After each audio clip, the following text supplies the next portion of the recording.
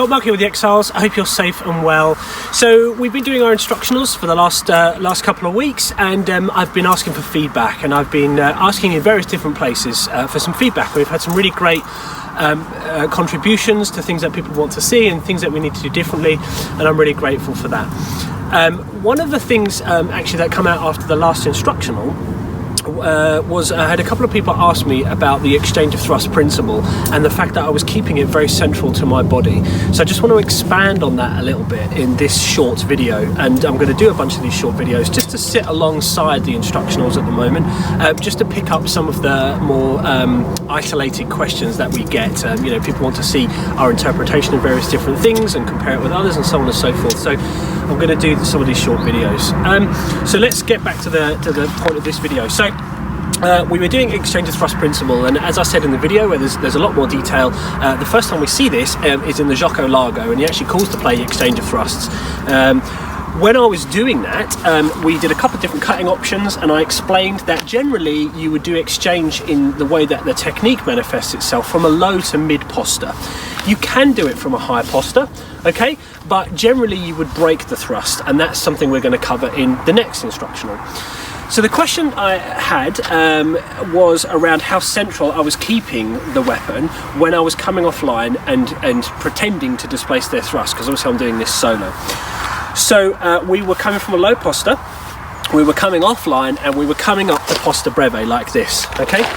So I was landing in basically the central posture breve type position, and we explored a couple of different options about keeping it close and pushing it a little bit further away from the body.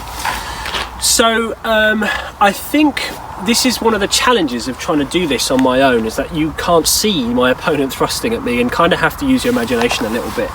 What keeps me safe in the very basic terms of the initial play, and remember it's a principle so it can kind of happen everywhere, is the fact that I'm coming offline and the fact that my opponent is thrusting from a distance, okay? So they are hopefully right on the edge of their distance, and they are stepping with that very long lead thrust. Now there are some of you that might think that sending in a thrust from way back here, okay, is a bit stupid, and I would agree with that, except that people do it, okay? And that is exactly the point that I'm taking with how I'm doing that initial cover. Okay, I'm coming offline and I'm snapping it up. Now, if you notice the position of my body, okay, I'm twisting into it. So yes, my arms are central, okay, and even if I let this drift out a little bit, I'm twisting my body into it, okay, so that I've still got a really good structure, very good, stable posture breve type position. If my opponent is a little bit closer, I'm going to need a bit of extra insurance, okay, because if they're thrusting, I might not have the time to come offline, okay, and step around with that posture breve type cover before I get caught, okay? And if they're long, pointy, you know, sharp long swords, I definitely don't want to take that risk. So what gives me my extra insurance is not just that I'm breaking distance, and that's what I talked about in the last video, but what I can also do is move the weapon just slightly onto my hip, okay? So I can come up and I can move the weapon over to here like this, okay? So rather than keeping it central, okay, I'm actually moving it a little bit onto my hip, okay, which gives me that extra space to cover off against that thrust and keep my flank safe, basically, keep my body safe from their thrust.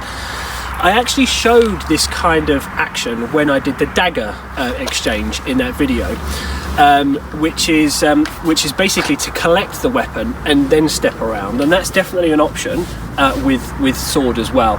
So rather than coming offline and then coming up into posture breve, where I can get away with that because my opponent is thrusting from far away, if they're a bit closer, I might need to come offline with the collection and then step, okay, which again hopefully you can see, even though again I'm on my own, if you're thrusting at me, I can collect that weapon, slippery ground, I can collect that weapon and be reasonably safe behind my cover, okay, and that is an option as well. So you know, it's important with all of this to make things your own, okay, and to experiment and to play around and to understand that a technique is kind of the framework for modification, okay, and it's really important to do that. And obviously it's all situational dependent. If my opponent's really close and I'm low and they send in a big thrust, I'm going to cover like this, yeah, and then I'm going to step, Yeah. Whereas if they're really far away and I'm preempting, I'm thinking, well, they can only really thrust from there, and I've got distance, I've got time.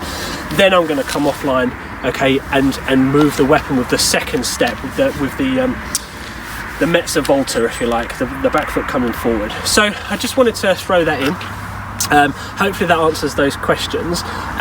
Again, we'll redo a lot of this, I guess, when I can partner up with people, just to show that principle at play. But I appreciate those questions, and I hope that this clarifies a little bit around the mechanics of that very basic entry into this principle.